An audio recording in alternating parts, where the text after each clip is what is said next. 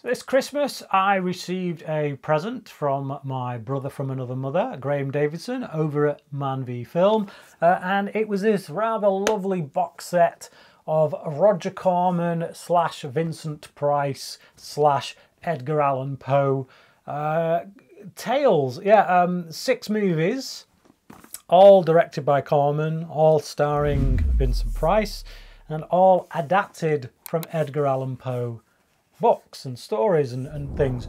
So yeah, very pleasantly surprised to get that in the post, must be said. And I have watched the first film on the disc. First film being, the American title is just House of Usher. The British title is The Fall of the House of Usher, which obviously was the title of the original story by Poe. It was released in 1960. It began the Poe cycle, as it is referred to, this collection of movies. It follows this story of this man, Philip, who he arrives at the house of his bride-to-be. He's been away in the city. She joined him there for a while, but she left. She went back home, and now he's gone to meet her, to pick her up, and hopefully take her back with him and get married and whatnot. But she can't leave. Her brother won't let her, and she believes that she should listen to her brother because there is a curse on the house and on their family, and that they're going to die. So that's the setup. You got Philip there kind of really wanting to get his bride-to-be out of this house from under the thumb of her brother, and find out just why they believe this rather mad little story that they believe. First of all, from a visual standpoint, I think this film is really beautiful to look at. It feels very much like a Italian giallo film before Italian giallo was even a thing. You know, a lot of psychedelic colours in it. There's a few dream sequences in it that really get quite trippy and have kind of bright reds and blues in them that I just think, that's where Argento gets it from, is it? But it also has a bit of the flavour of Hammer horror. Now, I watched one of the behind-the-scenes stuff or interviews on this, and apparently Roger Corman always claimed that he'd never seen a Hammer movie. I think when this first film came out, this Fall of the House of Usher, this first of the Poe cycle came out, there'd been something like 5 Hammer films out up at that point. But Corman supposedly claimed he'd never seen any of them, didn't take any inspiration from any of them. But that's quite hard to believe, to be perfectly honest, looking at this. It looks very much like it would fit quite nicely within the Hammer stable. That's not a put down of Corman. I don't really care where you get your influences from, just whether or not they make a good film. This is a good film. As I say, visually it's quite striking. I think the central performance from Vincent Price is really good. He's quite a magnetic presence in this. I've not seen much of Vincent Price, to be perfectly honest, beyond like some of the stuff he's done with Tim Burton and Batman, the 66 series.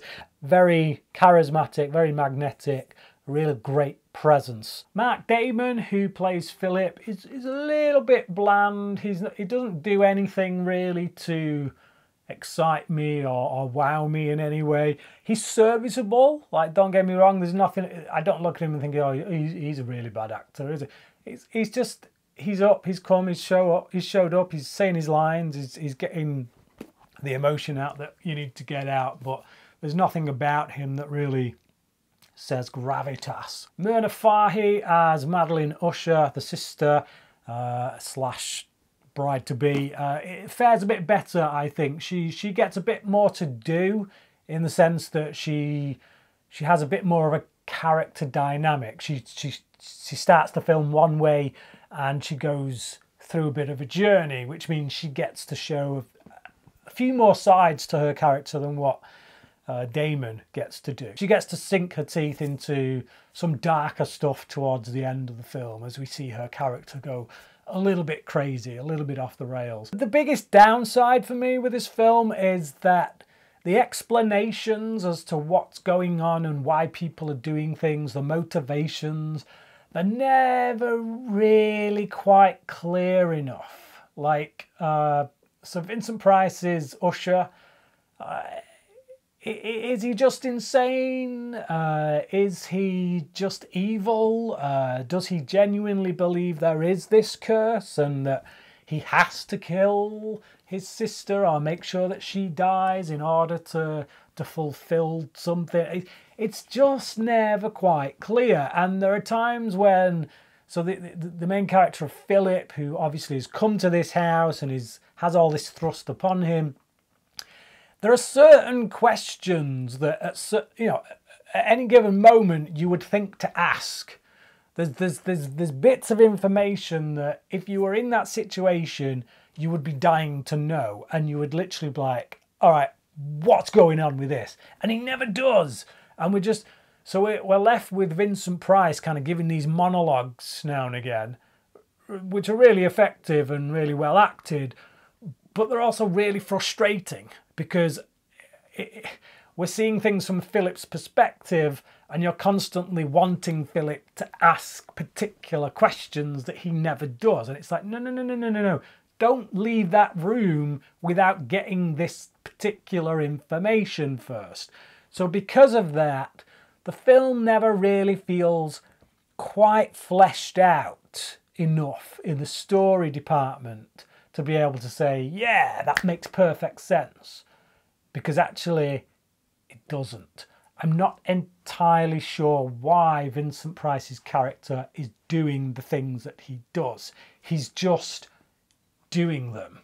And beyond any explanation of, well, it's because the house is evil and he's possessed. Could be. I don't know for definite.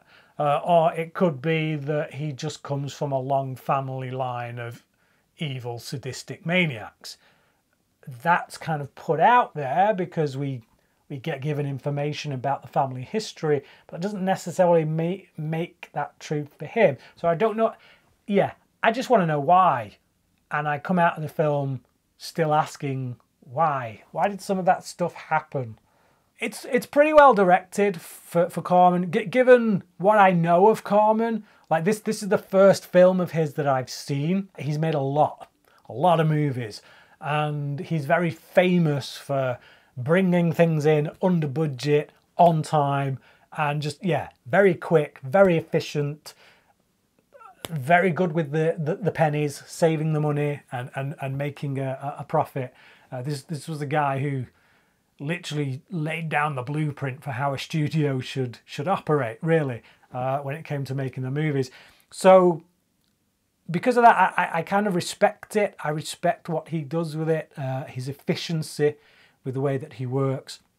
Like he's not an auteur in the sense that someone like Nolan is, but I do appreciate the workmanlike nature of his directing. And as I say, from a visual standpoint, it's quite luscious. It's quite nice to look at. There are moments in the editing where you kind of feel like, maybe they didn't get enough coverage of that particular shot there that they needed, so they've kind of filled it in with something else. But yeah, but beyond that, I did enjoy this. There was enough intrigue here. You know, the performance from Price, the nice colours, the trippy visuals at times, the not quite knowing where it was going to go, where it was going to end up. It was enjoyable. I liked it. It's a good, solid film from 1960. And I'm looking forward to getting into the rest of the movies in this box set. So I will do that. And I will review them for you here on my channel. But yeah, The Fall of the House of Usher. Have you seen it? And if so, what did you think about it? And let me know what you reckon of these films in comparison to Hammer, because for me, I think, you know, based on what I've seen here, Hammer would be my closest comparison. But yeah, which is better, Corman or Hammer? Let me know in the comment section down below. Thank you for watching this review, and until next time, cracking.